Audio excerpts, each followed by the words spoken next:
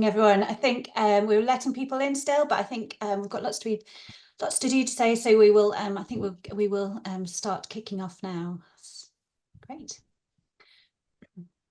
So good morning, everyone, and welcome to this Inspiring Era online event on the Agreement on Reforming Research Assessment. Why sign it, and what does it entail?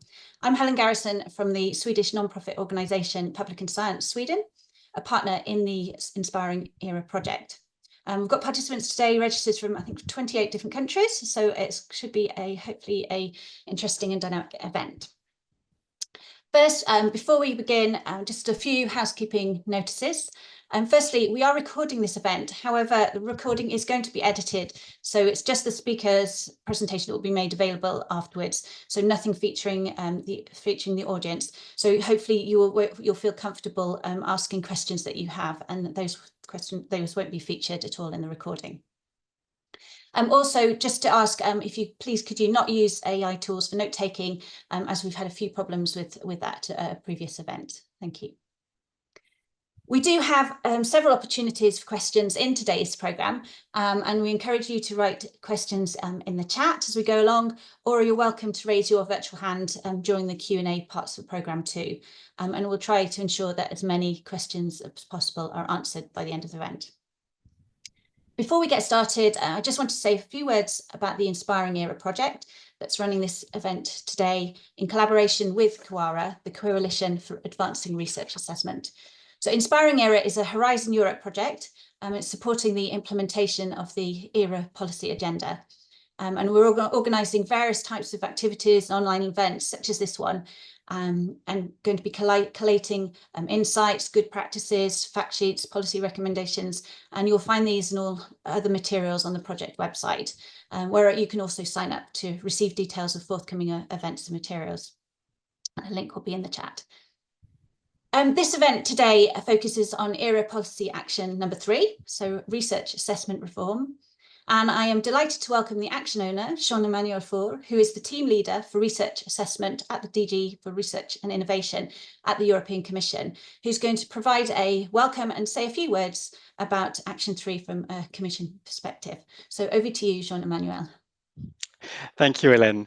Good morning to all. As a funder of the Inspiring Era project that is organizing this event, we are very happy from the European Commission to welcome you to this webinar.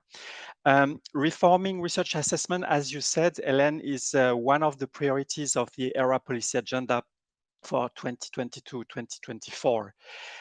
Why so? There are several reasons why we need to improve the way researchers, research projects, and research institutions are being assessed. The ultimate objective of this action is to ensure that research is of the highest quality and highest impact. And while at the same time, we can build research ecosystems and careers that are attractive.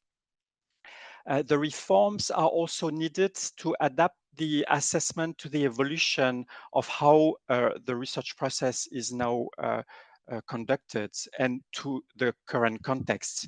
In particular, there is a very high social demand to provide solutions to societal challenges.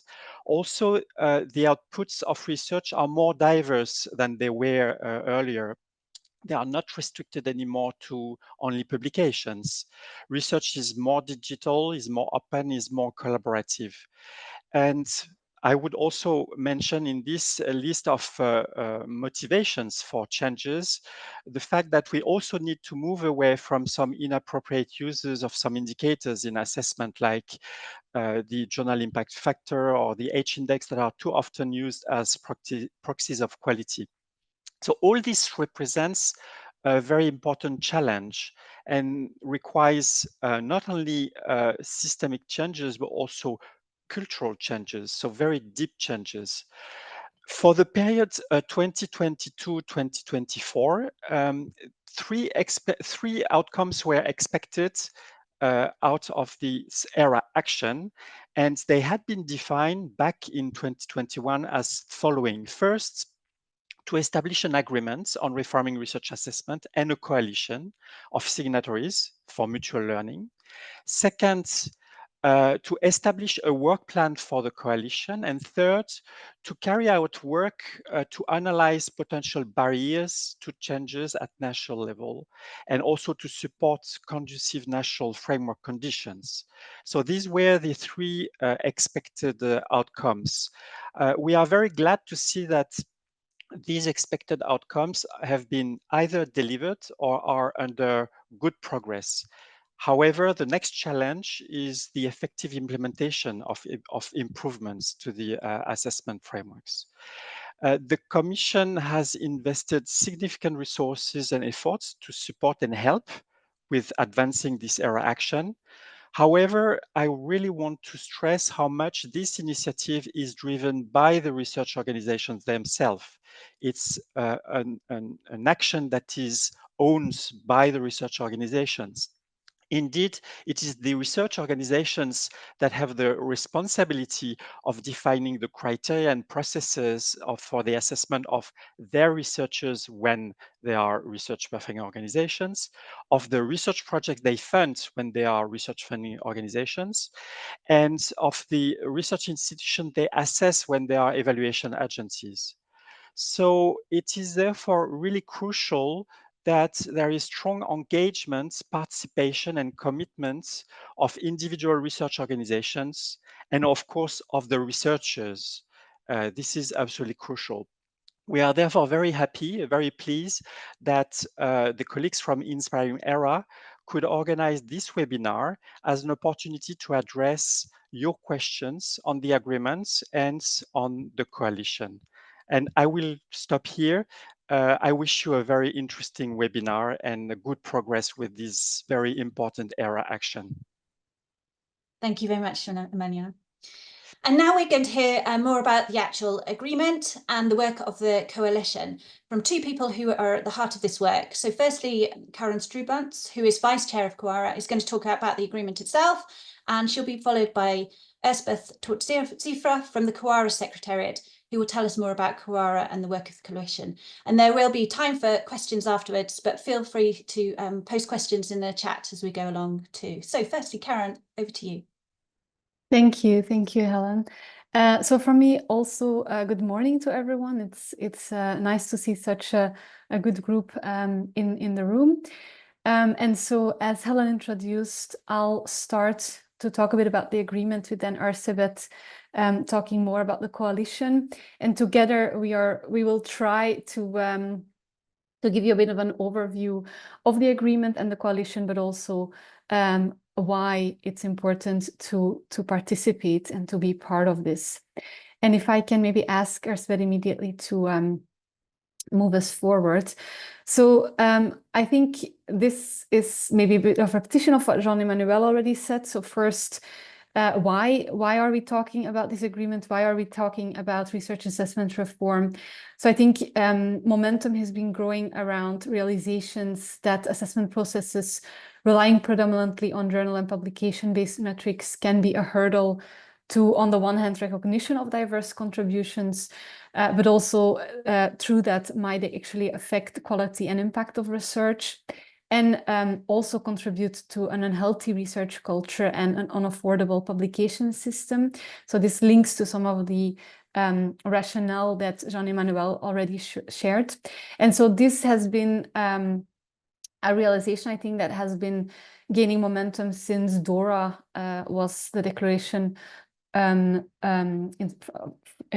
Francisco Declaration on Reform Research Assessment was first put in place. And so there was realization in Europe as well that more needed to be done to take action on this. And if we move forward, Elspeth, this is where the agreement was coming in, an agreement to really set a common direction. So the publication of the agreement happened in July 2022.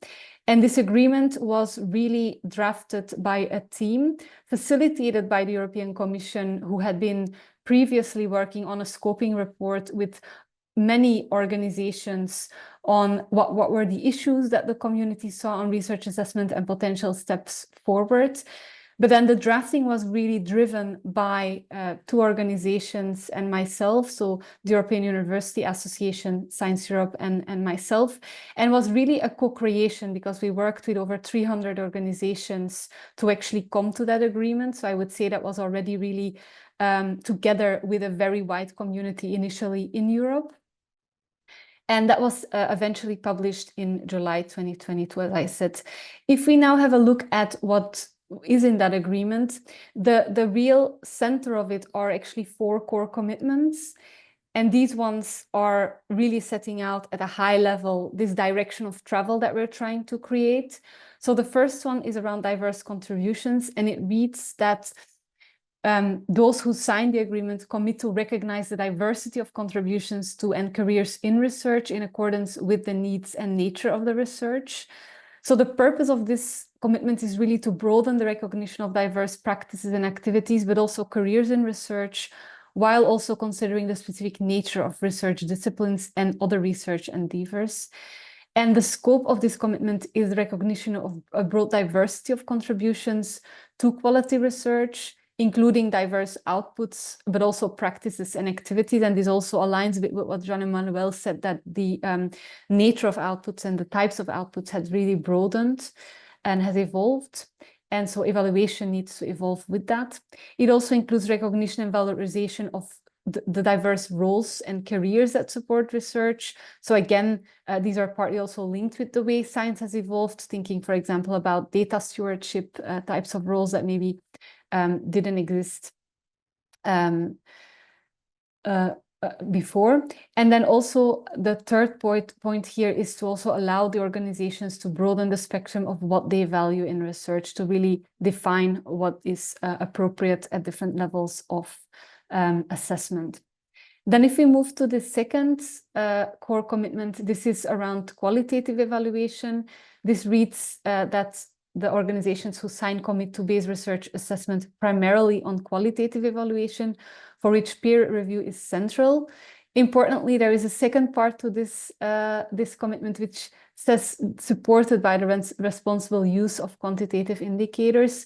I already want to highlight this here because there is often a perception that the focus is on the former without mentioning the latter. So it's clear that we are looking here for a balance, not to exclude one or the other. The purpose of this commitment is to enable the move towards assessment criteria that focus primarily on quality, while recognizing that the responsible use of quantitative indicators can support this where it's meaningful. And that is, of course, context dependent. The scope here is that peer review is the most robust method that we know for the assessment of quality. Recalling this, the fundamental principles for rigorous and transparent peer review, and also recognizing that peer review isn't perfect and the community does need to work on regular improvement of peer review. And this also means that revised or potentially new criteria, tools, and processes that are appropriate for assessment of quality could be explored alongside peer review, because of course it's not the only valid method. And moving towards assessment practices that rely more heavily on qualitative methods might also require additional efforts from researchers, so that is also recognized in the scope of this commitment. If we then move to the third one, Ersebet, the third commitment relates to journal and publication-based metrics. Here, those who sign commit to abandon the inappropriate uses in research assessment of journal and publication-based metrics. This again comes down to the statement Jean-Emmanuel made on the use of such metrics as a proxy for quality. So we really want to reduce that dominance of where that is happening.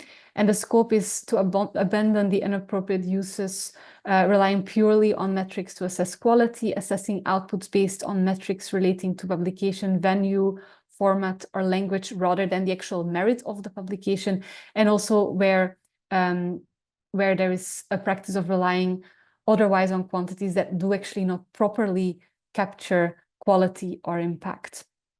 And in particular, this does specify to move away from the journal impact factor, article influence score, and H index as proxies of quality.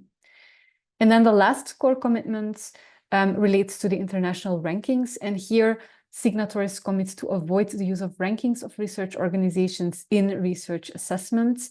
The purpose of this is really to help avoid that the criteria that are used in international rankings don't trickle down to research assessments, help the research community also to regain autonomy rather than abide by criteria that are set by commercial companies.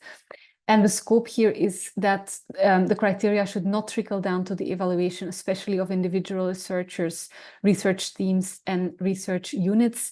And public communication can contribute to reinforcing the perception that research quality conflates with ranking positions. So it doesn't go as far, this commitment. I think that's also an FAQ, as asking not to communicate anything, but it does warn for the fact that such communication could create a perception that there is conflation between quality and where an institution is placed in the rankings, while those criteria, as we all know, are not very transparent. So that's really the center of the agreement. These 4 core commitments are supported by 6 supporting commitments. Thanks, Erzsébet. So 3 of those are commitments to pilot and enable a move towards new criteria, tools, and processes. So these are much more practical. They're around committing resources, around reviewing and developing the actual criteria, so the process of doing that, and then also raising awareness of research assessment reform and providing transparent communication. And then the next slide shows the remaining 3 supporting commitments. So these are in relation to facilitating mutual learning, communicating progress, and also ensuring that new approaches are evidence-informed. So the first one is on the exchange of practices. So that is something that will enable mutual learning, and that links directly to the coalition that Erzsébet will speak about. It's also about communicating progress on adherence to the principles and the implementation of the commitments, and also on evaluating practices. So those who sign also commit to continue evaluate the practices, criteria, and tools based on evidence, and to also make use of research on research in doing so. So that brings us to, if Erzsébet, you want to move forward, to the fact that I in the very beginning mentioned DORA. So there's often a question around, what is the distinction between DORA and CoARA and the agreement? And I think there are a few distinctions. One of them is, for example, in who can sign up. DORA is open to individuals. CoARA is open to organizations. But the other one is a very important point where we decided to also make sure that there's a time frame linked to the commitments. So the agreement includes touch points after 1 year and after 5 years of signing the agreement. So by 1 year, signatories are asked that they have started the process of reviewing or developing criteria, tools, and processes. And they are asked to do that by showing an action plan of how they are going to move forward to achieve the commitments. And after 5 years, signatories are asked to demonstrate progress towards achieving what is set out in their 1 year action plan. So of course, the agreement is only a starting point. It is really a way to commit to a common direction and then put that into action. And the changes are then to be developed and implemented by the coalition, as Erzsébet will touch on. And then I think if we move to the next one, so it's maybe important to say who can actually sign the agreement, because as I said, there's a distinction with DORA that it's really focused on organizations, but also those organizations need to be universities and their associations, research centers, infrastructures and their associations, academies, learned societies, associations of researchers and their associations, public or private funding organizations and their associations, national, regional authorities or agencies, or other relevant organizations involved in research assessment, but that are non-for-profit in that last case. And maybe also important to note, organizations without the legal personality, as long as they fit in one of the categories above, can also sign the agreement and join the coalition. And then before I just hand over to Erzsébet to talk a bit more about the coalition, I just wanted to still say a few words about what it means to be a signatory. So what does it mean to sign the agreement? So it's really two key things. So the first one is that signing the agreement is really an opportunity for organizations to publicly signal their willingness of their organization to reform research assessments. But it's also a statement that the organization commits to achieving change and will realize change in the organization by implementing the CoARA commitments through an action plan that is developed within the organization, though that action plan is not prescriptive. So the signatory does keep full control on the steps that they will take to implement the agreement and their path forward. And I think that it gives a quick overview of the agreement. And with that, I hand over to Erzsébet to talk a bit more about the coalition.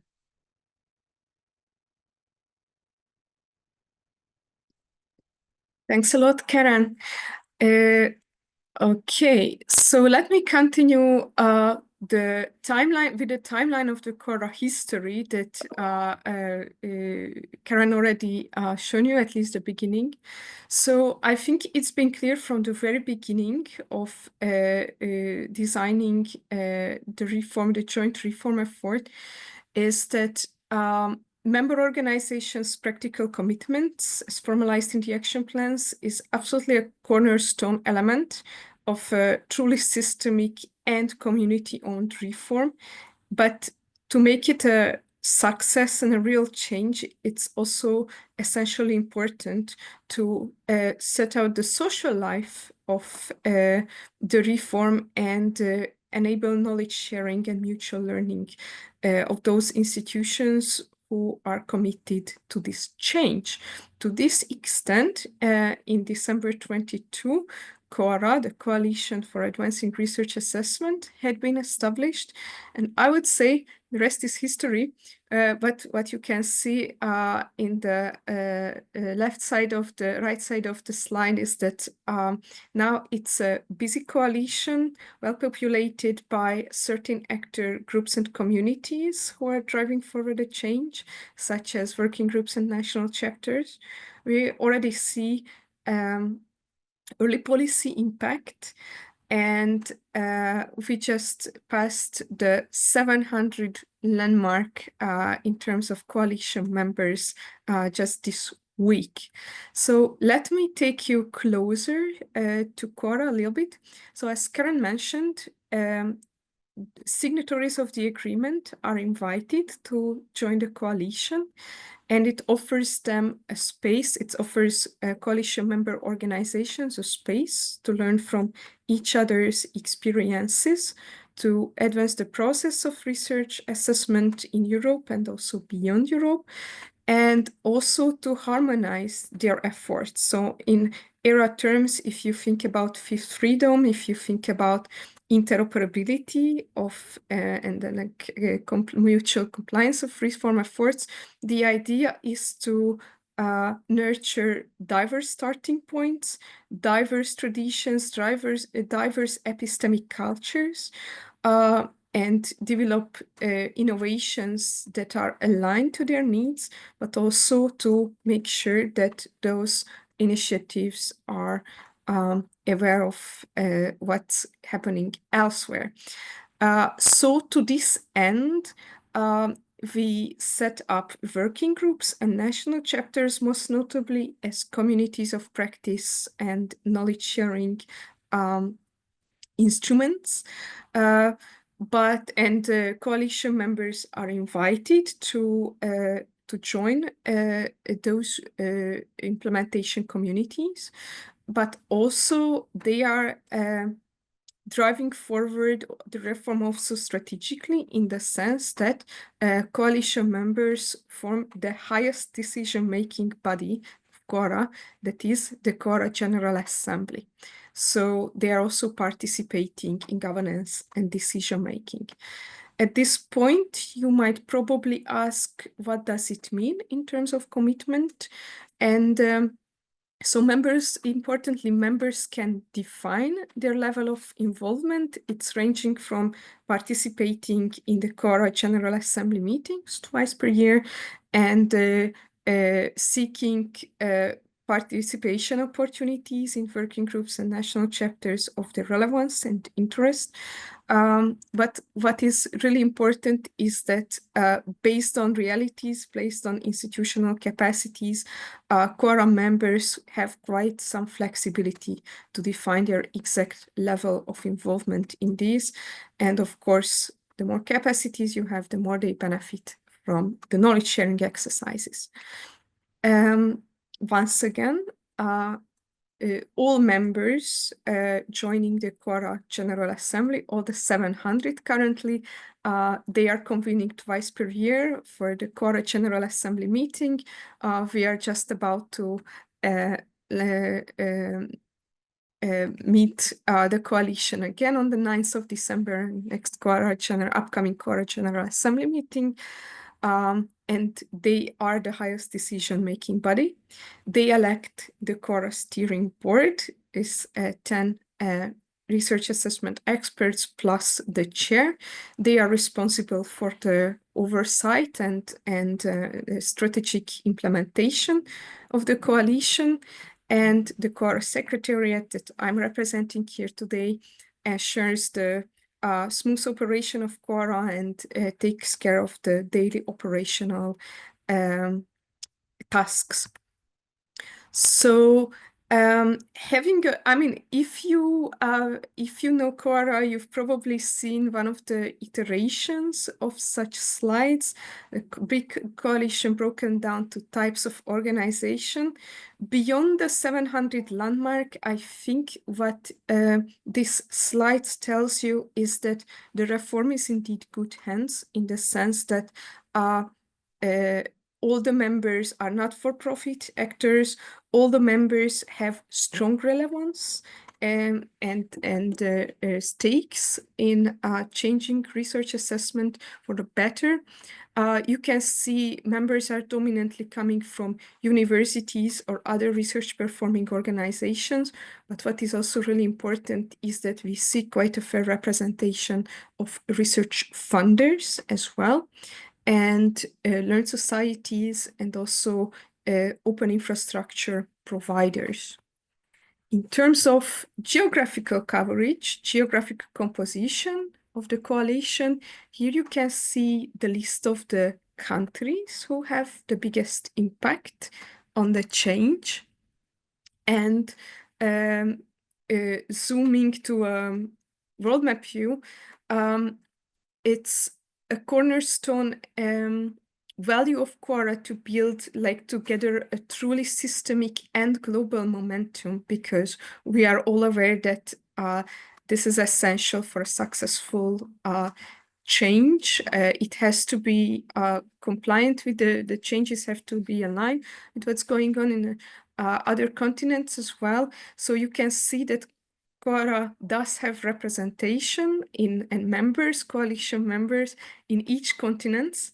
However, if you zoom closer at the color codes, you can see that it's still quite a Europe-heavy coalition. We are having a global agenda, working towards that, and we are also doing our best to reflect current membership composition and such global agendas on the level of governance as well. So, as Karen said, CoARA is a coalition of doers, coalition of actors, in the sense that member organizations commit to take the 10 CoARA commitments home and actually implement those changes. And what's more, share those progress in their action plans with each other. So here you can find a couple of examples of the ongoing implementation of CoARA along these lines.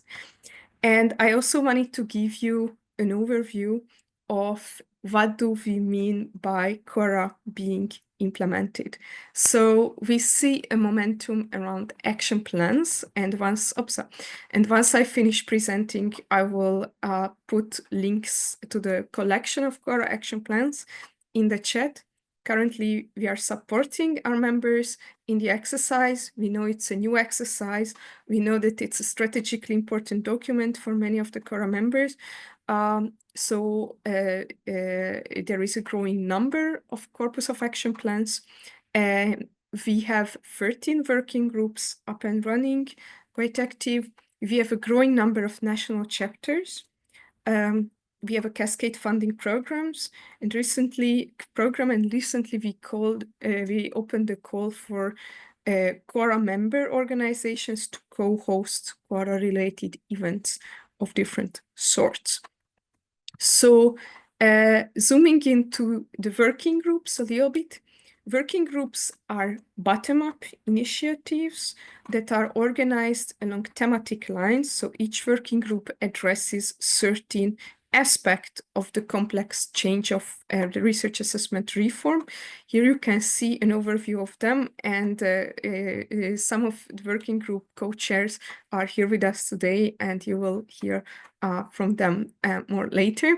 But I invite you to either visit the CoARA website to give an overview of their activities, or subscribe to the CoARA newsletter, or follow the CoARA socials to have an overview of their polyphonic activities. In addition to thematic implementation communities, we also have geographical alignment and geographical context-specific implementation communities, local CoARA hubs, or national-level CoARA hubs. They are the CoARA national chapters. Currently, we have 16 of them, and we are open for accepting new national chapters who are in the making, in addition to the already established ones. It's important to anchor the reform in regional national contexts, in language context, and they are doing significant work in this respect. And what is also important is to bring together these national perspectives from time to time and enable knowledge sharing between them to see the adaptability of good practices, to discuss shared challenges, to discuss shared opportunities, and also to highlight special flavors, regional flavors. But we also know that in many cases, looking at institutional realities, what organizations really need to implement changes in their research assessment processes and proxies is the increase of capacities. So to this end, to support them a little bit in capacity building, we have a cascade funding program that is part of the Horizon Europe project CoARA Boost, that supports CoARA's operations. And so within CoARA Boost, we have a CoARA Boost cascade funding projects for targeting at institutions, single institutions mostly, or teaming projects, to support them to carry out very concrete, tangible changes in the research assessment practices, and to implement the commitments of the agreement. This call is open not only for coalition members, even though we are highly encouraging interested organizations to join the coalition by the same goal. So they have, like, as part of the cascade funding program, they can exchange, they can learn from each other, they can pilot new practices, or they can pave the way of more lasting institutional changes. It's also important to acknowledge diverse starting points of the reform. This is one of the this is one of the most pronounced principles, diversity, in the agreement. This is also reflected in the cascade funding program as well. To give you some practical pointers to finish with, so we just selected the first 25 beneficiaries of the first call, and we are going to open the second call in December 2024. So you can keep an eye on that as well. And so speaking of CoARA, bringing you closer to the coalition, it's not only important to give an overview of what's going on and where the implementation is heading towards, but also the impact CoARA activities have in actual policy changes. And so without going into details here, I just wanted to highlight the very fact that even before the second anniversary of CoARA, we already see early policy impact of CoARA's activities. So we see CoARA referred in a variety of national policy documents. We also see it refer in the new research excellence framework in the UK. It probably what is also what's the most relevant policy change for you to have a look at is how the ERC changed recently its evaluation criteria, very much aligned to what is in the agreement and what are CoARA's values. Beyond the policy change, we also keep an eye on scientific scholarly meta-research discourse around CoARA, and what we see here is a very polyphonic, rich, and wonderfully multilingual scholarly discourse that is unfolding from around CoARA. The steering board is engaging with the key emerging points of this discussion, and it's something that is also essentially important to remain anchored in. We are collecting CoARA-related publications and are aiming to remain responsive to key components of such a discourse. So I think that's all what we wanted to share about CoARA and about the agreement. Here I'm leaving contact details up, so here you can find pointers, here you can find links to our social media channels. I highly encourage you to use the chat for further questions. And later on, if you have any questions about membership, about commitment, any details, working groups, national chapters, feel free to reach to us at secretariat@coara.org, and we are going to pick it up from there. Thanks a lot. Thank you very much, Elspeth and Karen, for that excellent overview of the agreement and the coalition. So now we've got time for some questions. So we're going to bring back Karen as well as Elspeth to answer any questions that you may have. In the chat, people are asking about whether the presentations will be made available. Yes, we plan to put the presentations up on the Inspiring Era website along with the recording of today. As I mentioned right at the start, we will be editing it, so it's just the speakers rather than members of the audience that will be featured on the recording, and that will be available. And I will drop a line to everyone and by email once that's available. Hopefully it should be available sometime next week, so you'll get all the information. We do have one, so please put your questions into the chat, or if you're welcome to raise your virtual hand if you prefer to ask a question in person.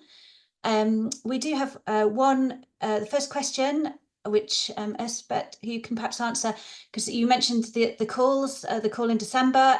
There's a question: do you plan these calls also in the next year? We are planning the next call, open the next call in December, and we'll keep it open in 2 months. So we are going to close it early 2025. If that qualifies as next year, then my response is yes. Otherwise, we are planning to complement our source of funding, and also let's see how it evolves in the future.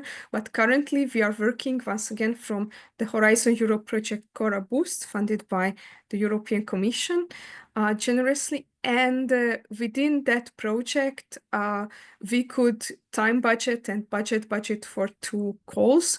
And this, the one being opened in December, is the second and last one within the framework of the CoARA Boost project. So we are doing our best to, you know, keep up the momentum also in this respect.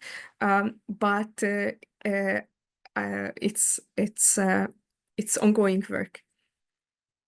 Thank you very much. And there's also a question regarding the cascade funding call. Are single proposals as well evaluated and received as well as teaming type proposals? Okay, if I understood the question correctly, so it's important to highlight that the call really targets mainly single beneficiaries, mainly single institutions, or a very small team, a team of 2 institutions, or a team of maximum 3 institutions to carry out organizational level changes in the research assessment practices.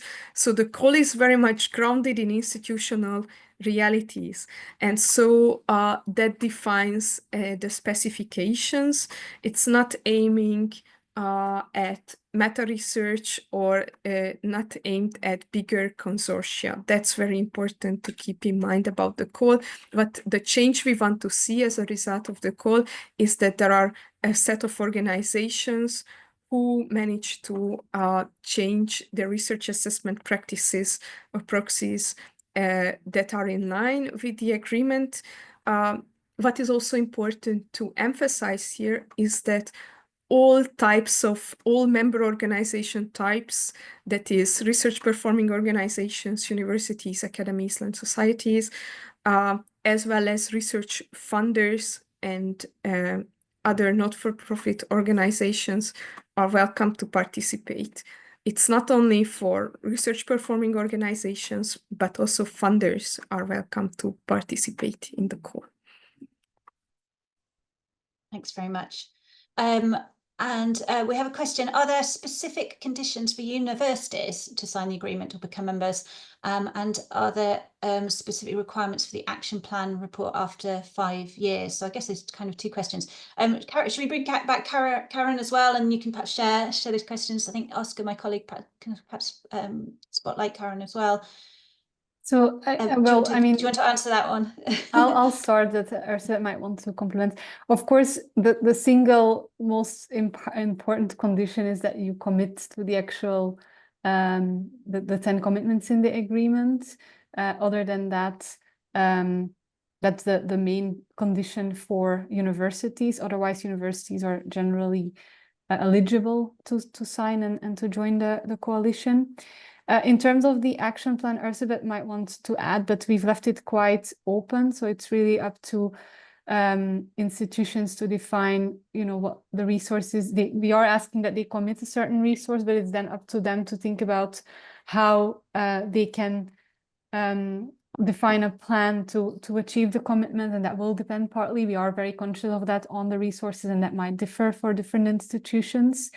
And in terms of the reporting, the idea really here is to publicly share how they've been working against that action plan, which steps of that action plan have been achieved. So this is more, the context of this is more a self-reflection of the progress. And of course, we encourage that this progress is substantial and that we can really see that action plan coming into implementation. But it is really more based on self-reflection and self-evaluation. I don't know, Ursula, whether you want to add anything to that. Yes, just a small addition. So the idea really is that since action plans are public documents, institutions are accountable not only to the rest of the coalition, but also to their own staff, own communities, own funders, own scholars and networks around the institution. So please don't imagine this as an exercise where your action plans will be peer-reviewed by the steering board or by the secretariat, but like we encourage organizations to be realistic, reflect on their starting point, where in the first wave of action plans, where are they currently in the process, what are the directions that are strategically important for the reform. And so instead of overcommitting or instead of being very generic in terms of planning, we recommend to be realistic and be specific, because then it will be easier to remain accountable for the trajectories in front of your own peers, your own communities. That's one thing. This, however, doesn't mean that nothing will happen with your action plans, in the sense that within the CoARA Boost project, we have capacities to build an analysis environment where there is a full text and keyword analysis is being conducted in the corpus of action plans. Imagine it as a database, a beautifully queryable database, where also mainly research on research communities, but also research funders can ask different questions about the action plans. How many times my national funder had been cited in the action plans from my country and questions like this. So this is a parallel ongoing reflection on the corpus of action plans from a bird's eye point of view, I would say. Thank you very much. I know there's questions about membership, and I know you've put a link to that in the chat, where you can on the website find a list of everyone all the signatories who have signed, and I know you keep that updated as well as you get new signatories. There's also a question about, is there a specific contact point for Belgium? Do you have a group for national chapter for Belgium at all? Not yet, not yet. I know that there are conversations around the national chapter, both in both parts of the country, but there is no Belgian national chapter yet. Not yet. Watch the space. Great. Again, all the national chapters, there's details on the CoARA website of those. Here we go, a question. Is there a difference in being a member of the coalition and being a signatory of CoARA? Elspeth, do you want to answer that? Yes, apologies. If it's like, maybe I wasn't clear enough when touching upon the difference between the two types of involvement.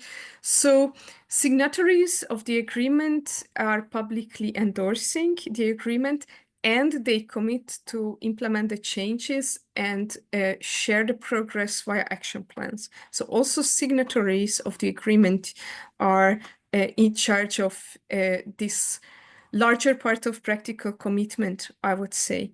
And on top of this, if they decide to join the coalition, they have the chance to participate in working groups and national chapters. Importantly, these are restricted to coalition members. Access to these implementation communities.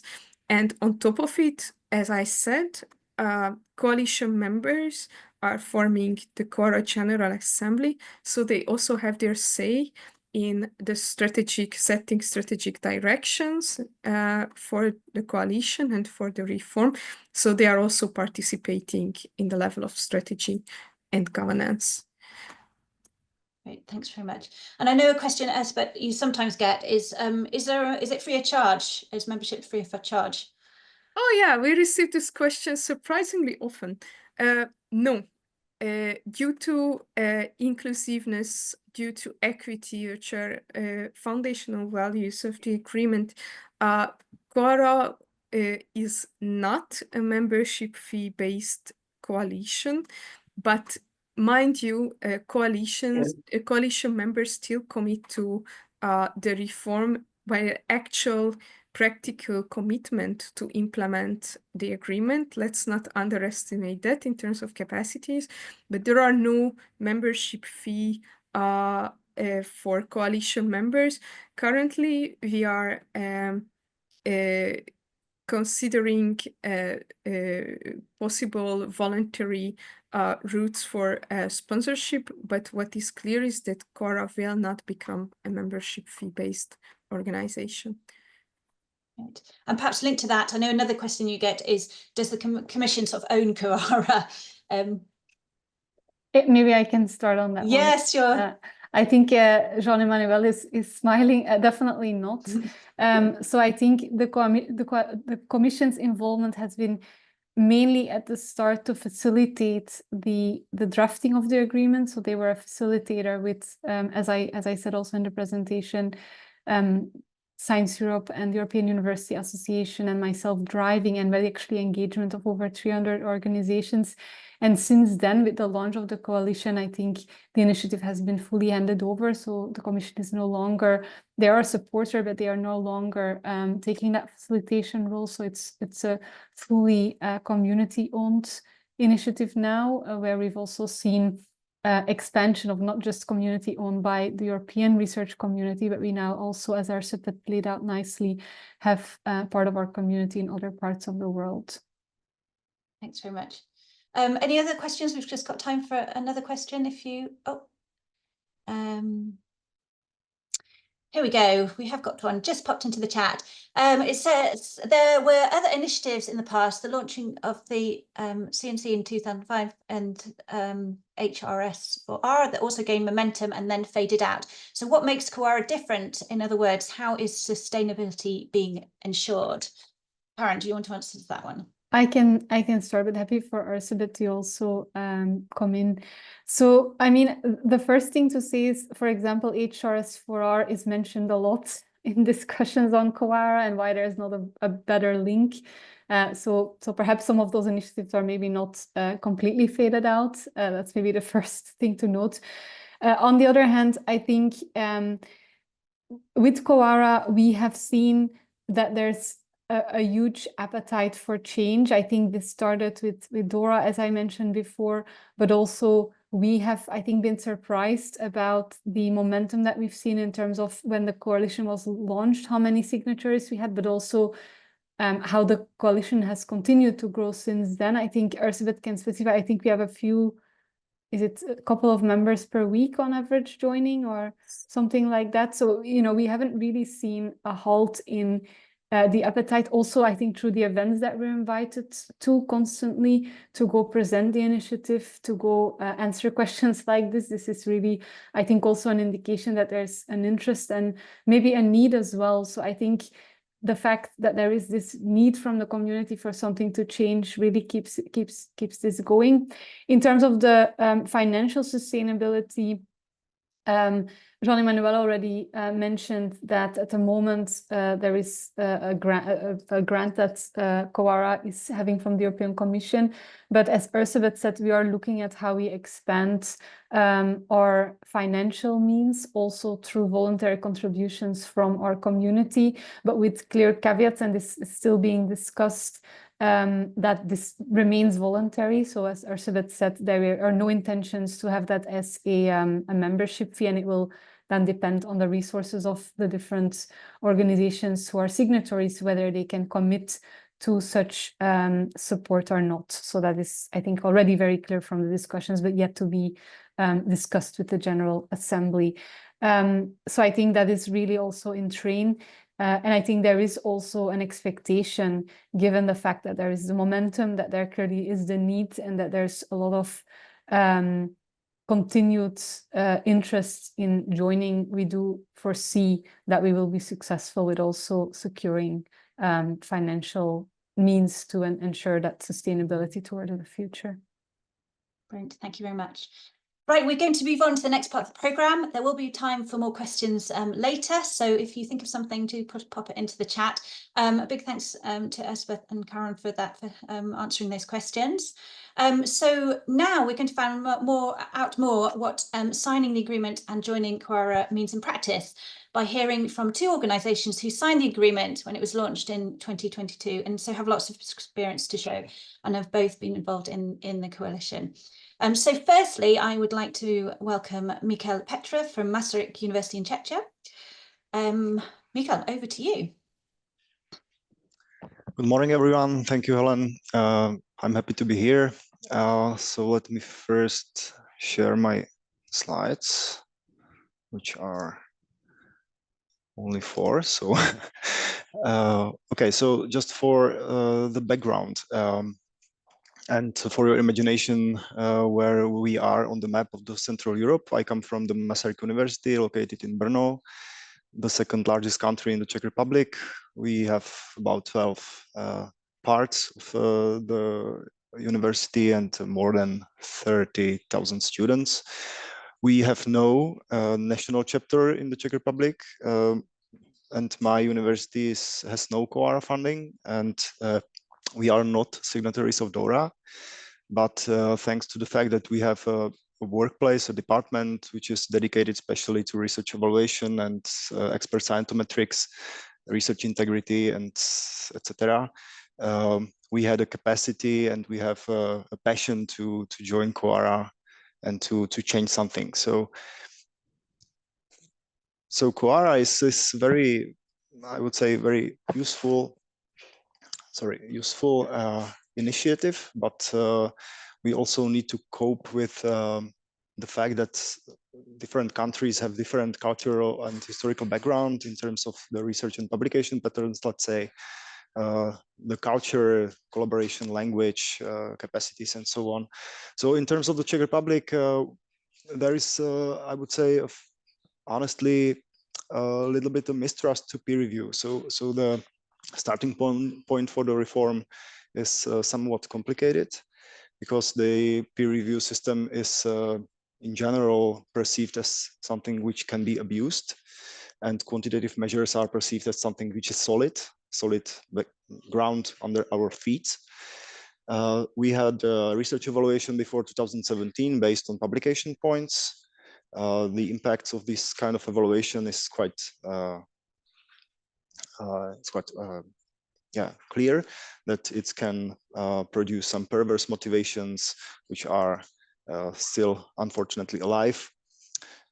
Even after 2017, when we incorporated also the peer review into the evaluation process, but still journal level metrics in the whole academia in the Czech Republic have still major power in the notion of quality. So I'm talking about it because of this is very important for the motivations of our university to join CoARA. Most universities in the Czech Republic still adapt to their strategies to the national external evaluation, so they have no motivation, let's say, for the change, for joining CoARA and to reform their evaluation practices. Unlike my university, we had a strong motivation, as I said, also because of the fact that we have a department dedicated to this discipline, research evaluation and scientometrics. We really wanted to be part of the change and to break the curse of this perverse research and publication motivations in Czech academia. We wanted to be, let's say, an opinion leader in this kind of activity.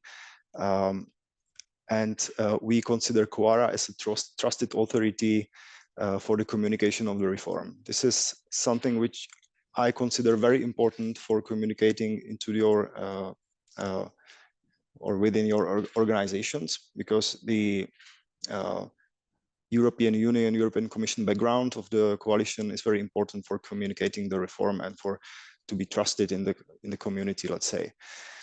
For our countries, and my institution is also a part of the path to the internationalization, which is very important, especially for Central and Eastern European region.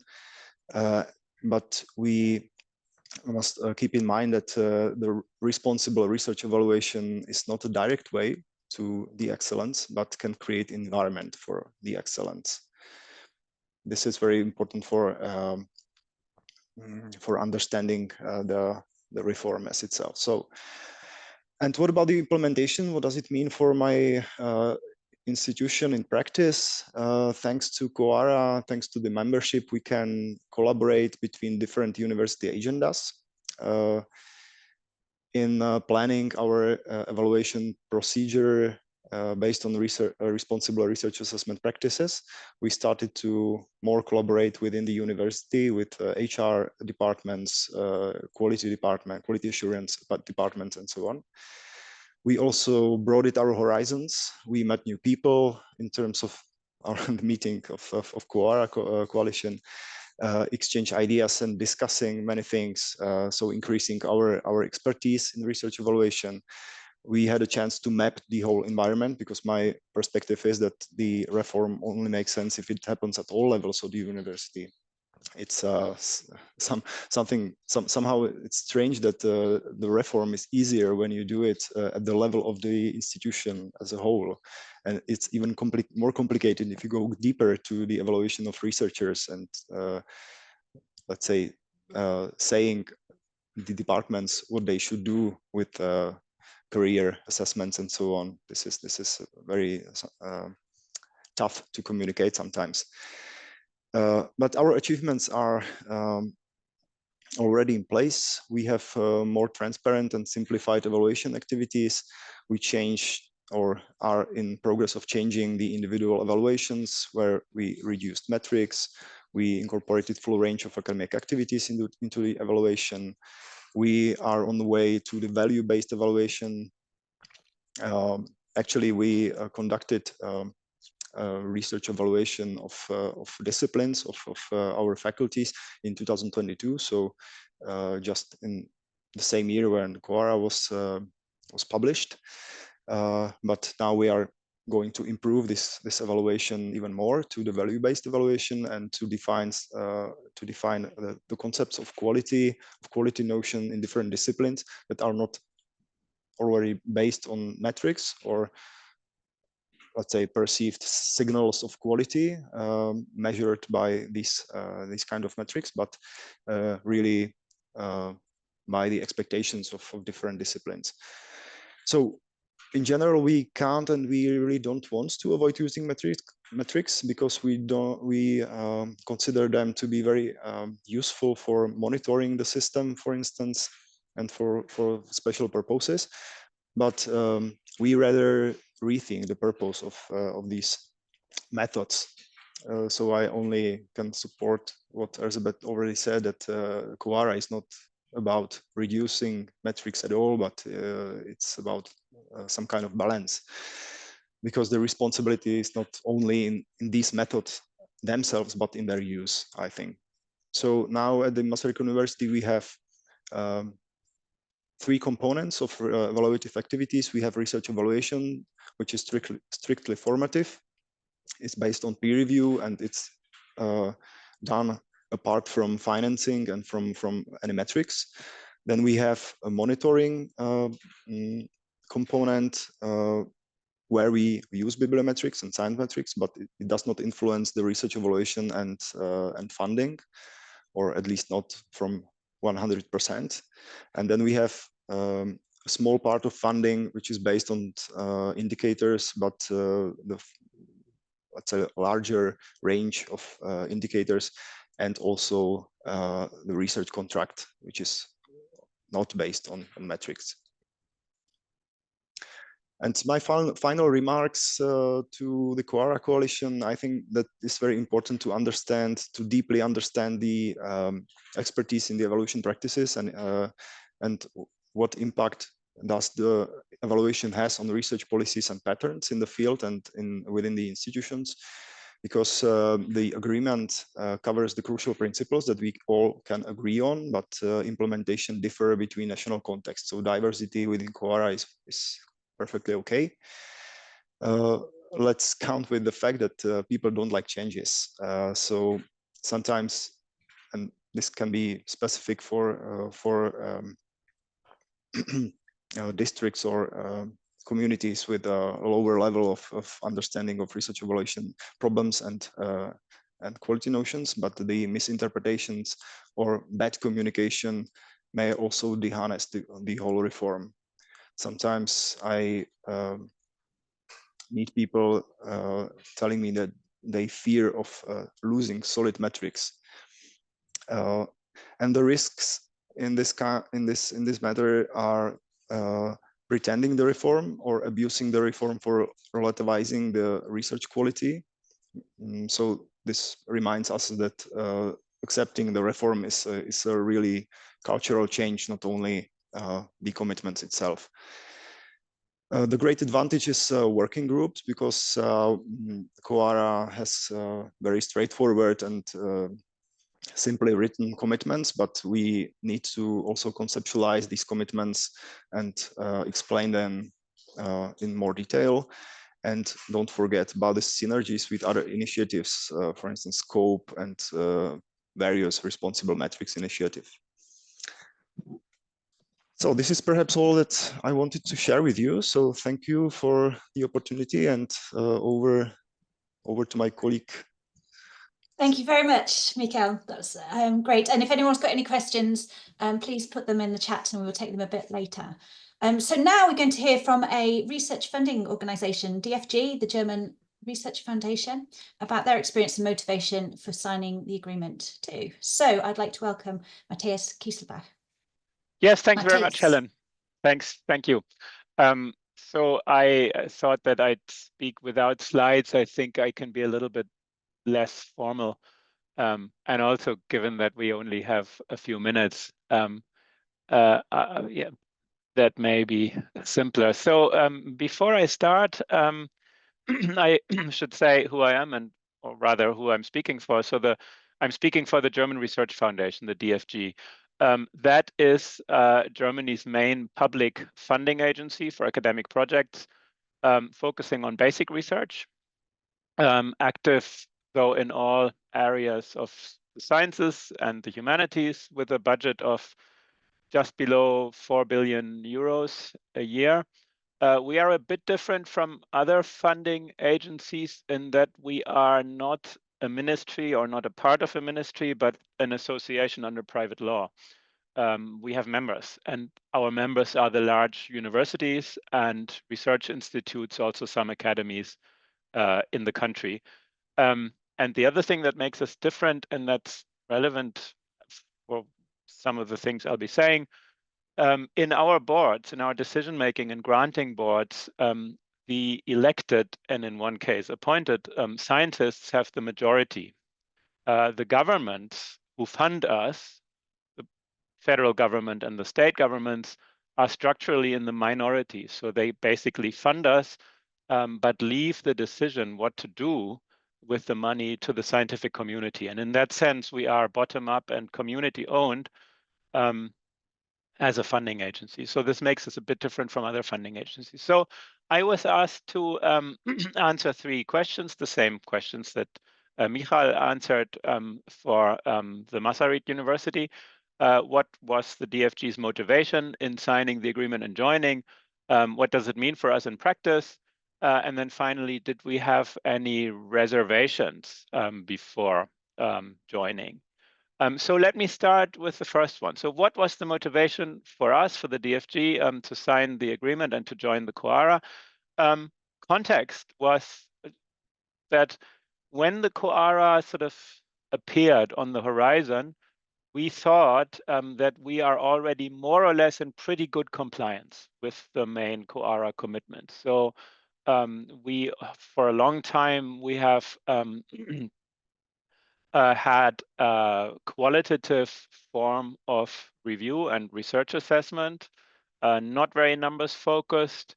And we had recently taken some steps even to increase that, and also to have a broad-based review. So not just looking at publications, but looking at other kinds of scientific contributions. So that's sort of the context. We thought we were already pretty much there.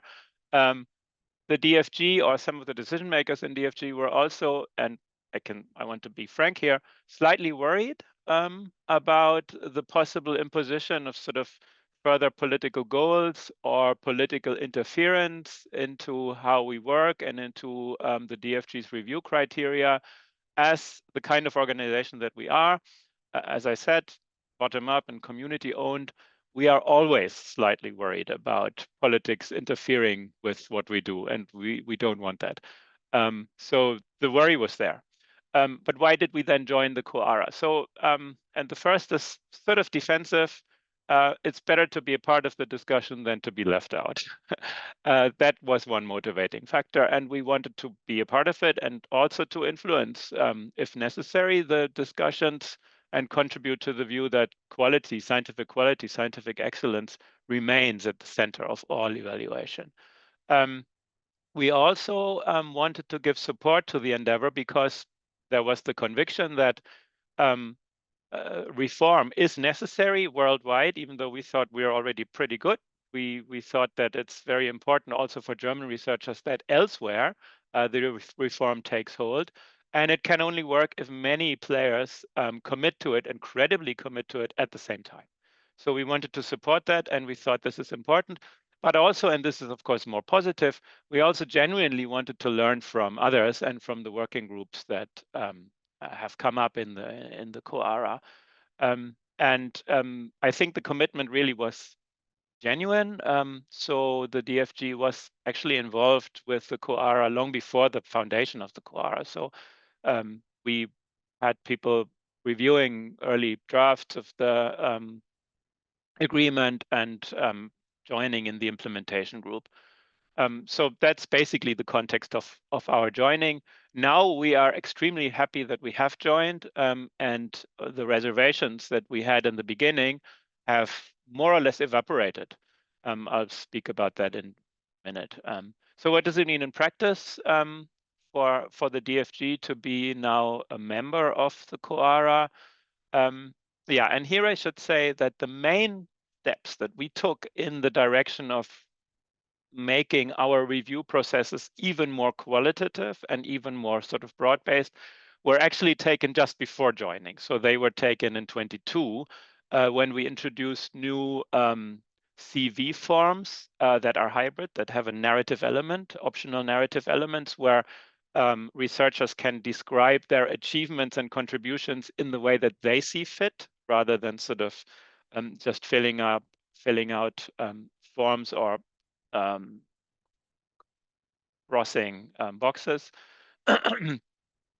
And we also broadened our understanding of what counts as a publication. This is also in the CV form. So we now have sort of a space for a limited space, though, for classical peer-reviewed publications, but we have another space where scientists can list non-classical kinds of contributions. And this is protected in the sense that they are not allowed to fill that up with yet more peer-reviewed publications in Journal and Cell and Nature. And so a protected space for non-classical contributions. That was already taken when we joined. So what happened now? We are active in 3 working groups of the CoARA. We are very honestly interested in improvement potentials, and we have set up procedures to receive and discuss everything that flows out of the working groups in our board. So when, for example, a toolbox gets published in a working group, we will make sure that our boards review all the elements of it and discuss whether it makes sense or to what extent or in what way to implement that in the DFG as well. We have also, of course, we have published our action plan with some new ideas in it, but and we have started now to look into innovative practices in review. So we're doing all this. We have sort of a table internally of activities and questions which we want to answer either independently or with the help of CoARA, and we are now sort of working through that. So did we have any reservations or questions before signing? I already said that, yes, we really did. We were worried about our autonomy and the autonomy also of other organizations in the German research system. We were also worried about the possibility that CoARA may sort of constitute a departure from the focus on scientific excellence. So these reservations were there, and I already hinted in the beginning that pretty much all those in our higher decision-making boards who voiced these concerns have now more or less been convinced that they have not materialized. So all the discussions in the working groups that we are part of and that we sort of follow have shown that scientific quality is and remains at the heart of CoARA, and there is no question about replacing this with something else.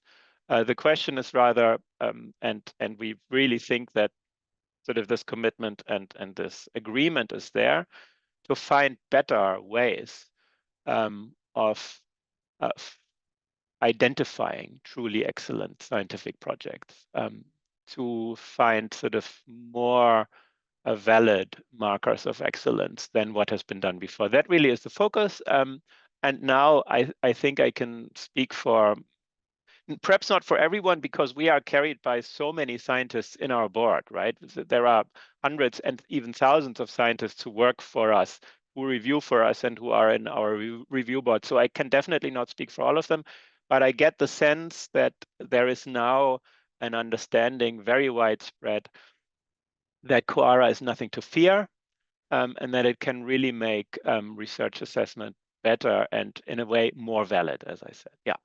So back to you. Great, thank you very much.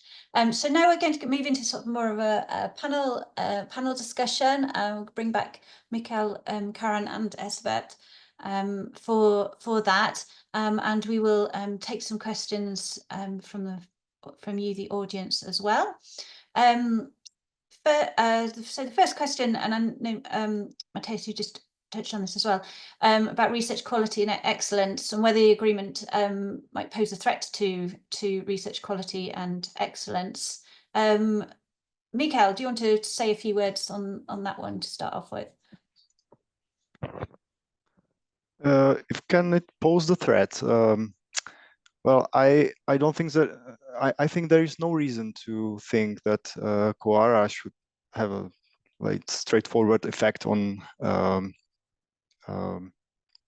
research excellence or something like this. So I don't think so. It's not a threat. But many people, as already Matthias also mentioned, many people think before they know more about CoARA, many people think that it could be this kind of effect. But from our experiences and experiences of many signatories, we can really, with using CoARA and following these commitments, we can really make a largely better environment for increasing the excellence and research quality than before. This is my perspective. Thank you. And let's hear a bit from CoARA. So Karen, would you like to say something about that as well? Yeah, definitely. I mean, I think the first thing to say is we actually had discussions around terminology, around excellence, around quality. And at the time, there had been a few studies published, I think one from Science Europe, but there was another one as well, where funders were asked about how they define these terms. How do they define the term excellence, for example? And it was clear that actually most didn't have a clear definition. So there were questions around the transparency of some of these words. And I think that has been at the time the basis for deciding also a bit on the terminology used in the agreement. Of course, that doesn't mean we're moving away from the principle of excellence if we mean under excellence, stimulating great science and great innovation, but it wasn't very clear whether that is what we mean and whether there's agreement on that. So I think that's the caveat there. In terms of maybe also just a personal reflection, I think the momentum for the change in research assessment, from my perspective, is very much driven by many people feeling the way that we assess now is actually starting to become a barrier to achieving the best potential from researchers, to achieving the most innovative research to achieving the most impactful research. So if anything, the direction of travel is to really try and increase the quality of the research, but also the options for creativity and innovation and impact of that research. And I think those who are part of the coalition will agree with me on that. Thanks very much. Elspeth, do you want to say anything on that? Not really. Maybe just to further emphasize the point said by Karen regarding ensuring the quality of the research, and also in a broader context, in a context of sister era action, I would say, like implicitly also like keeping the attractiveness of academic careers and so on is also among the key considerations of CoARA. So serving research innovation is, I think, a central thought. And if it needs, for instance, broadening the pool of outputs, as Matthias also mentioned as a very concrete example, and open a bigger door for like born digital outputs and so on, software developments, data visualizations, and kind of content like this. So like reflecting the evolution of innovation, reflecting the evolution of research by the criteria is the central thought which naturally nurtures high quality research, or if you would like, excellence. One practical addition from my side is that we are trying to also, you know, streamline our communication and continue the dialogue on this concerns that are currently addressed regarding CoARA and the agreement. And I just put a link to the chat where we collected some of these, and there is a brief, you know, CoARA position as a complement to this frequently asked questions. So I also recommend you to share it further in conversations you are having about CoARA, and come back to us for more details if needed. Brilliant, thank you. We've heard, would have been sort of mentioning obviously about different quantitative, qualitative indicators, metrics. Does signing the agreement mean that you have to abandon the use of quantitative indicators and just rely on qualitative assessment? Perhaps, Mikael, can you perhaps tell us a bit more about how you've approached all that? Yeah, apart from the fact how we dealt with metrics at my institution, I'm also part of the working group Responsible Metrics within CoARA, and we have many discussions on this balance between metrics and peer review. And you perhaps also noticed that there is a research. I think Giovanni Abramo is the author who says that CoARA is, in terms of dealing with metrics, a little bit unsound. Because it, according to his criticism, it does not reflect the scientometrics research, which has been focused on responsible using of indicators. So I think the CoARA is mostly a part of, let's say, broader responsible research assessment initiative, or ideals, let's say, and responsible metrics, and using metrics is a part of this. Of this initiative, and I think within the deeper understanding of impacts of evaluation on policies and research environment, we can also incorporate metrics in a responsible way. So in general, I don't think there is a request on a view or to reducing using metrics at all. But we know that even some institutions did this in Netherlands, for instance. So there are many ways how to cope with the reform, but I don't think that it's necessary to avoid using metrics completely. We can use them effectively for monitoring the system. For it is always it always depends on the effect of this method. So if we use metrics for directly influencing research careers, for instance, this is from my perspective, really bad usage of metrics, but we can use them for, as I said, monitoring the system, for instance, how we can benchmark with other institutions and so on, but just for strategic, or let's say on the highest level of senior management decision making, let's say, not directly influencing research lives. Thanks very much. And Karen, I think you've put just a link in the chat. Do you want to say a few words about that? Yeah, so I think Mikael referred to some of the more critical pieces we've received from the scientometric community, and we did actually develop a response to those. And I think, I mean, the main takeaways from that response are, first of all, that, and I try to emphasize this in my presentation, the commitment around putting qualitative assessment as the primary focus does indicate that this can be supported by the responsible use of metrics, but responsible use is there the key terminology, so it needs to happen in a responsible way. And we have in our toolkit, for example, referred back to the scope framework that can help with understand, okay, where is it actually responsible and appropriate to use metrics. And the second part is that what the CoARA commitments do set out, that whether metrics are used or not, we do always see a role for qualitative peer involvement in assessment. That is for us really a high-level principle. And then finally, the piece also sets out, actually refers back to a figure in the NORCAM, the Norwegian career assessment matrix that shows, you know, at the macro versus micro level, where it's appropriate versus inappropriate to use metrics versus peer review. And I think this is really in line with what Mikael just said. At the level of individual researchers, it's much more appropriate to use a more qualitative approach.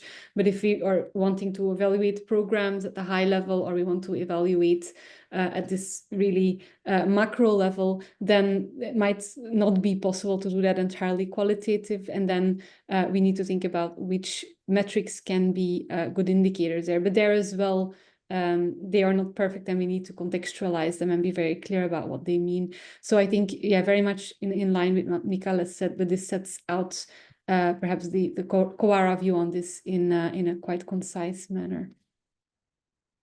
Great, thanks very much. Then another question regarding the size of organisation. So is it only large organisations have the capacity and resources to implement agreement, or what's yeah, Karen, perhaps you start with that. I believe we have a whole range of different sizes of organizations who are already behind this, and I think what we are asking in the agreement is to commit resource, but we're not specifying how much resource. There needs to at least be resource to make sure that this, as Michael said, is not an empty, you know, tick box exercise. We do want that there's a real commitment and that there's resource behind it, but we do understand that depending on the size of institutions, you know, this might be just part of an FTE, or this might look very different compared to an institution maybe with a lot more researchers and a lot more need also for resource. So we're not prescriptive, and I hope that will actually help with allowing institutions of different, or organizations of different sizes to consider whether they actually can commit, you know, the minimum resource needed at least to make the actions work, and to make sure it's not an empty commitment. But other than that, we're not prescriptive, and we are seeing that in practice we have this diversity of a broad range of organizations and institutions with different types of capacity and different resourcing that are involved.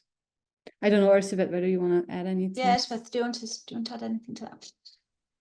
No, I don't think there is anything I would like to add, apart from re-emphasizing the fact that that it's real commitment needed, and also real impact. So CoARA is optimized for, like, the typical CoARA member organization is an organization, a funder, research performing organization, or other nonprofit who indeed has the impact to make a change on whichever level. So the relevance, the kind of the gatekeeping exercise that we have on a very practical level, where we receive new membership applications, is that we check the relevance of the organization in terms of research assessment and think about the change that they can implement under their own organizational parameters. And so this relevance has to be established. Now it's also possible because we are in a very fortunate situation that we have a strong interest in CoARA also from research groups or individuals or those entities who are not eligible to become CoARA publishers, editorial boards, for instance. Now for them, we have a CoARA supporter badge in place through which they can pledge support and value alignment to the agreement. So there are alternatives to alternative mechanisms to support CoARA, but relevance to research assessment and potential to carry out real change are the cornerstone aspects when new membership requests are being reviewed. Great. Thanks very much. So size doesn't matter. No. Great. Thanks. Now, I know we had a question earlier on asking whether you had any tips on how to fight resistance to change.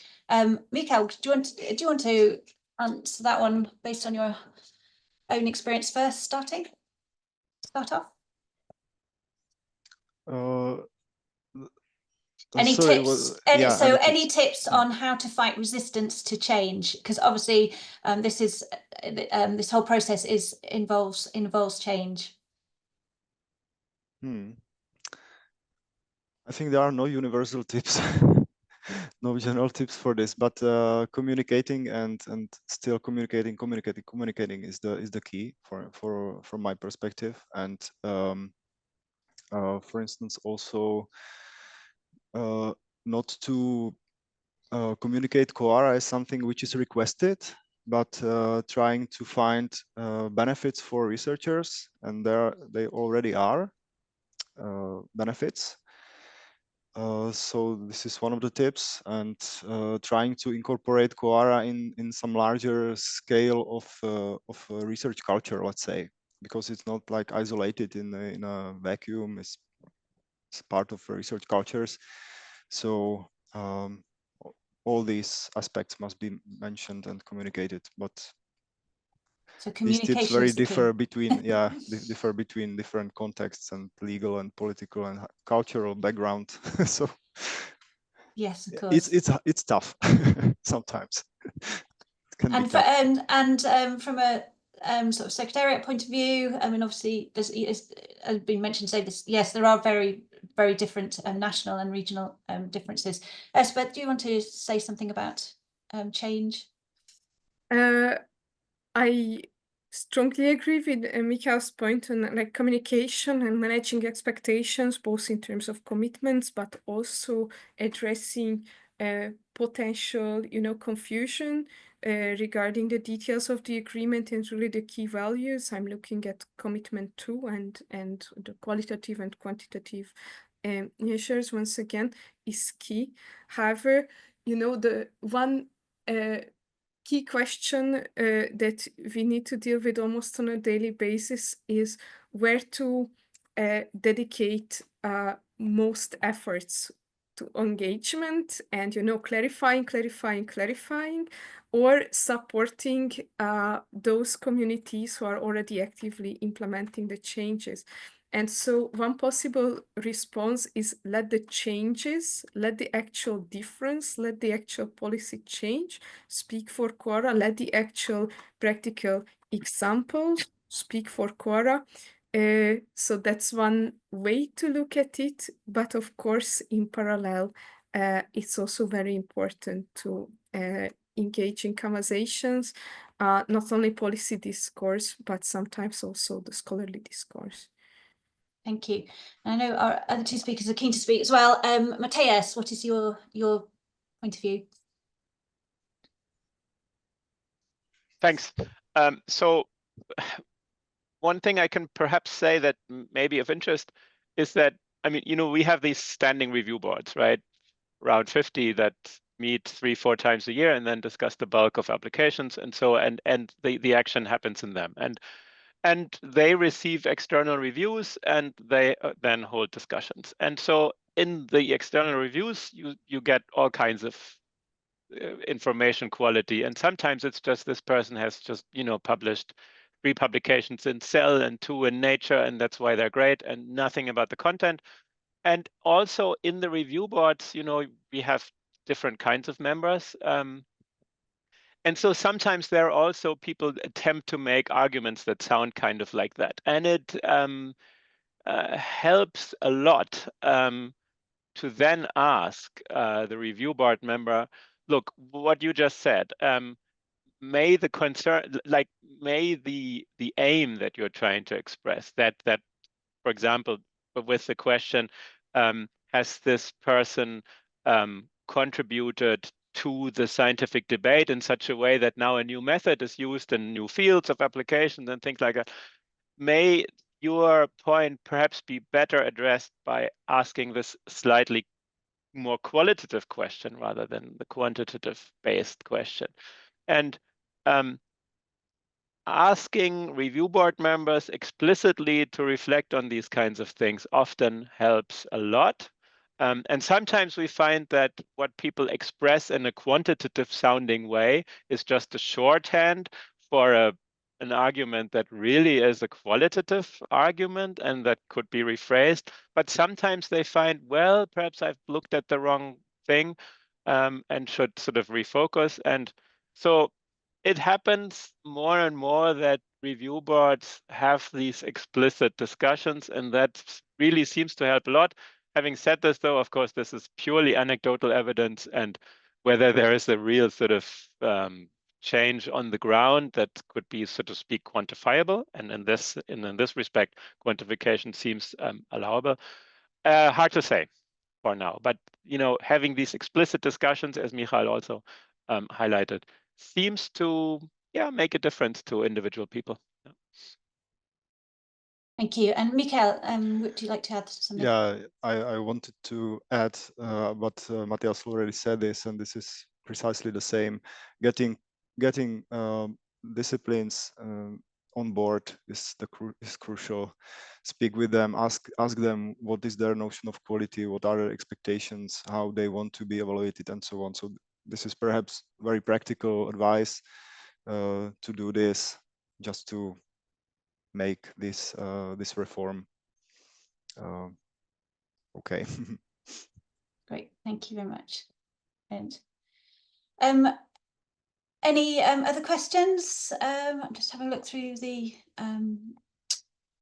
chat, so please post your questions if you've got more.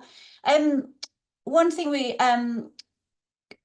like to also ask as well, I know this obviously the 10 commitments, and Karen, you mentioned there's 4 core commitments.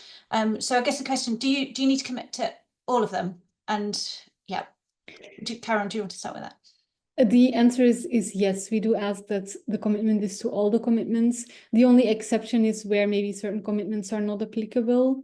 So, we know there's, for example, also associations of researchers, for example, who are part of the coalition. They are an important part of the coalition. It's important to get views of researchers, but they don't necessarily assess themselves. So there might be commitments that they just cannot deliver on because they're just really not applicable. That's the only exception. So we ask that those who sign the agreement commit to all the commitments. The only exception, this is in exceptional circumstances because the majority of our members are not in that situation, but exceptionally, we know that there are some organizations who cannot action certain commitments because they're not within their scope, but that is really the only exception. I should caveat that we don't necessarily therefore ask that everyone does everything at once. Again, we are very aware of the resource challenges. We're very aware that people start at different starting points. So committing to all the commitments doesn't mean that the action plan needs to already enable achieving all of them in that first action plan. We know for some depending on the resources, there will be time will be needed. We do want to see progress on all the commitments in that first action plan and in that first milestone after 5 years. But we are conscious that the journey will look different for different institutions, and that there will be diversity in the pace of the implementation. I think that's been very clear from the very initial discussions on the agreement. But in principle, yes, we don't want people to sign if they feel they cannot commit to one of the commitments.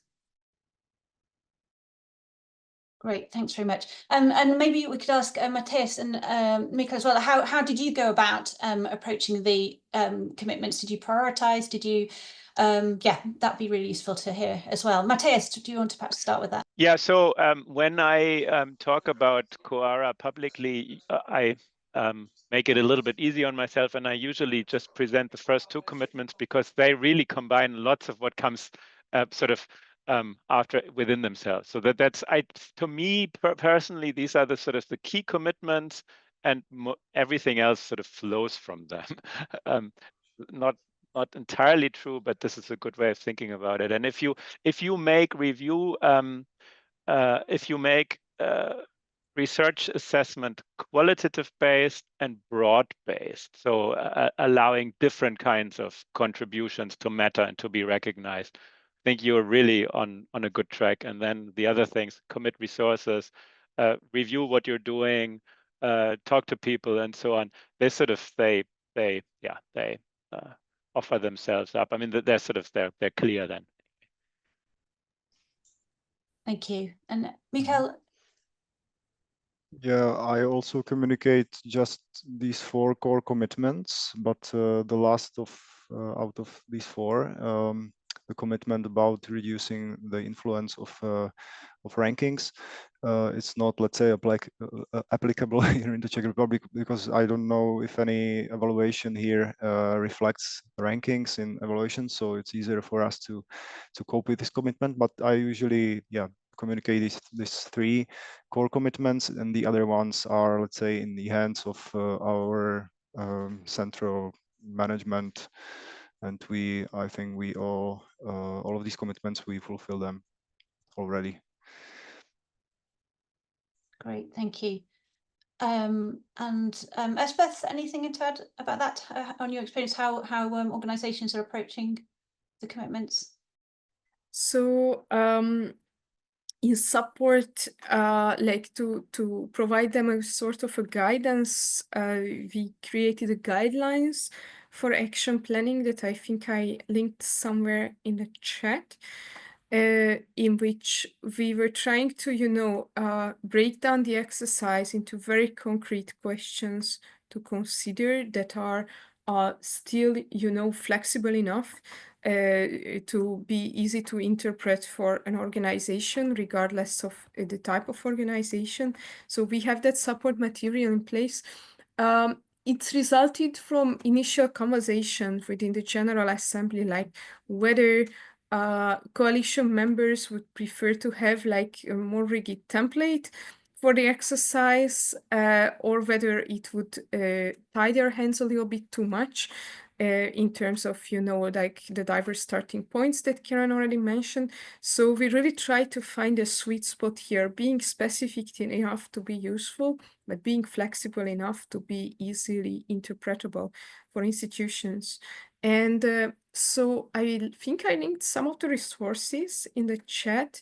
Also, we invited recently representatives from universities to touch upon their take on the exercise, how actually concretely commitments are being implemented, what were their challenges also in terms of building consensus and making decisions, facilitating movement within their institutions who were the key players.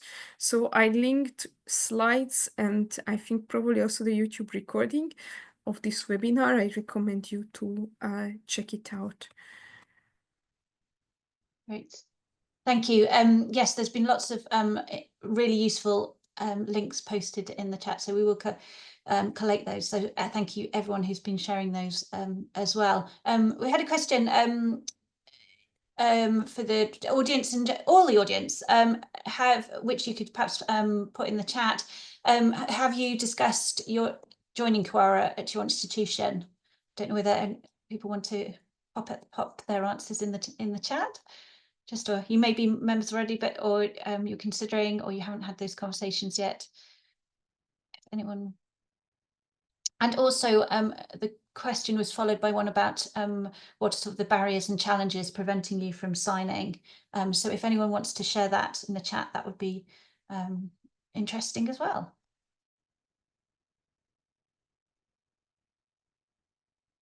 Yeah, there's a yes.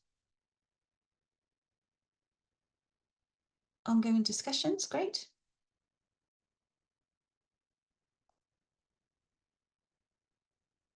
So if anyone wants to highlight any particular challenges, if they are having those conversations at the moment, please do. Otherwise, if anyone's got any other questions. Helen, maybe can I still react to a question in the chat on best practices while we wait for maybe more people to react? Yes, please do. There's so many things in the chat at the moment, so it's great that you've picked up on that. Yes, so best practices, because I know a lot of our audience are keen to find out, get hold of those best and see where they can find those best practices. So please, yes, Karen, please say something else. Often we get the question, okay, what are we replacing metrics by? And I think the answer is we are actually trying not to replace them, because the notion that we can use such a narrow set of indicators is the one we're actually trying to move away from. So I think I reacted to Michael said, you know, like we will need some divergence. And I think for open science there's the tagline, as open as needed, as close as possible. For research assessment, we might need a similar line, which says as aligned as possible, as divergent, or as diverse as needed. So the first thing to say is we are not going to prescribe very specific rules. What we are going to do, and I think Erzsébet already showed, we already have a lot of practice out there, good practice from different institutions on how they're addressing things. We know also on the website of DORA there are collections of good practice. Of course, these are just all examples. There's not been discussions within our GA around, are those the ones we want to endorse as CoARA? So one thing I think that will be a priority for next year, for the steering board towards next year, will be to define and finalize what we call an endorsement framework. So this is a framework where CoARA, supported by its steering board, but the decision really taken by its general assessment assembly, will be able to say, okay, this is the type of tool that we endorse and that we think is in the right direction to support the commitments. But this can be quite broad. We haven't discussed any of these practices to be endorsed, but I imagine something like the scope framework could be a potential candidate to nominate for that process. So while at the moment what is going on is within CoARA, we're doing similar to DORA is also doing that. We're already pointing to interesting things also in the toolbox that is linked to the initial agreement. Next year, there should be a framework where we can really say, this is something that we really encourage all those who have signed the agreement and who are a member of CoARA to consider, because it would really help towards achieving the commitment. So that will hopefully at least give more of a steer of the kind of tools, practicing criteria that could be really seen as best practice. Right, thank you. And I know obviously we've got the national chapters, we've got the working groups, which is all about mutual learning, sharing experiences, best practices, those kind of things as well. Michael, Matthias, from your experience of being involved in those, are they, you know, how useful is all that, all those forums for this kind of sharing of best practice? Matthias? Yeah. We have a national chapter. I am actually one of the two coordinators of the German national chapter, so I'm biased. I think it's very helpful forum. All the the representatives of German universities who are listening in, if you are interested in becoming an associated member, you can do that even before joining CoARA or without joining CoARA. Please contact me. I think it's a good way to discuss CoARA related things, even with non-members. And yeah, we decided to be open in this respect because of the reservations that some of the German institutions have to joining CoARA still. Those are getting less and less, but it still exist. So yeah, I think it's a good thing to have them. Great. And Mika, would you like to? Yeah, to be completely honest, in the Czech Republic, the sharing the experiences is very poor. And if we wanted to learn something or exchange some knowledge, we had to go abroad. Our advantage is that we are part of many other communities coping with the responsible research assessment. So we just did it this way. But we can also offer for future toolbox within CoARA our experiences. We have some research on this, some poster to share experience with implementing these principles. So we tried to learn more from other countries. We have unfortunately very bad communication within my country. So Thank you very much. Great. Is there any other questions? Any other final questions before we bring the event to a close? Yes, we will be. Oh, we've got one more question. Excellent. Will future EU Horizon funding potentially be linked to universities, researchers fulfilling CoARA commitments? Who would like to answer that one? Karen. I'm actually thinking whether we can ask Jean-Emmanuel to answer that one. Is that okay? Yeah, that's true. That's probably a good question. Good. Yeah, let's go to the source of Jean-Emmanuel. Yes, of course. So the first thing I would like to mention is the opportunities that will be still available through cascading grants under the CoARA Boost project. There was already a call aimed at supporting institutions to implement changes with small scale grants of maximum 60,000 euro. And this will be reiterated. Now we are thinking for 2025, and actually this is in discussion with our program committee, several activities in support of reforms. First, a core topic that would address research on research assessments to continue building evidence, and also a topic that would cover research assessment and that would aim at raising awareness and dissemination of information. So this is for 2025. On the longer term, we are just starting reflecting on what could be supported in 26-27. And there we would also like to provide opportunities for support to implementation. This being said, there are also other core topics that can serve the purpose of supporting reforms. I'm thinking about the European Excellence Initiative. There, the objective is to help universities to collaborate, and in particular, universities involved in university alliances, to collaborate on reforms, not just on research assessment, but broader set of reforms. Still, research assessment is part of this. And so I would advise people to look after the core topics that will come under the so-called European Excellence Initiative, because there will be also opportunities for quite significant funding to support reforms. And yeah, Brilliant. That's all from my side. Thank you very much for highlighting those opportunities. That was very, very useful question right at the end. I think I can't see any more questions. So I think we will start bringing the event to a close. Firstly, in the chat, my colleague's going to post a link to a short evaluation form about today. We'd love to hear whether you found the event useful. So we'd be really grateful if you could it's very short, just spend 2 minutes filling that in. Also a reminder that you're very welcome to join the Inspiring Era community to receive our sort of newsletter and information about forthcoming events and activities. And again, a reminder of how to do that will be on chat.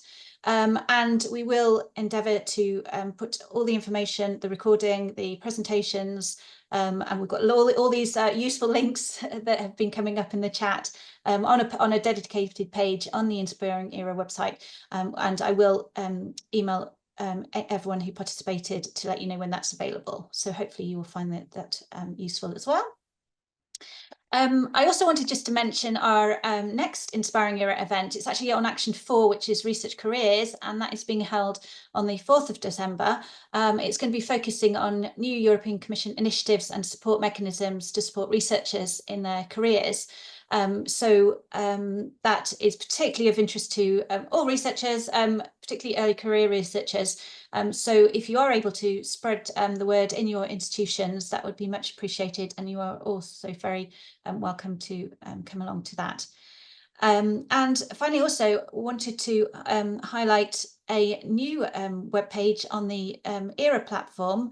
It's about how Horizon Europe is supporting research assessment reform, and it's actually got lots of tools, resources, videos, a really useful website. A web page which is actually relatively new, very new, so take a look at that as well. So now I'm going to hand over to Esbeth to say a few final words on behalf of CoARA as well. But before I do, I want to thank all our speakers today. Thank you very, very much for all your contributions, and as well as you, the audience, as well, for your engagement and all the excellent questions. We hope that you found today useful. So Esbeth, final words over to you. Thank you. Okay, really just literally 3 final words. Let's stay in touch, and please keep an eye on CoARA's evolution. In any case, follow us on social media channels or subscribe to the CoARA newsletter. And in case you have any further specific questions, please feel free to reach out to us. Otherwise, we are looking forward to receiving potential new membership requests and see you on that end of things. Brilliant. Thanks. Yeah, let's get over here at 800. It's very soon. So that'd be a great achievement. Brilliant. Thanks very much, everybody. Thank you very much. Goodbye.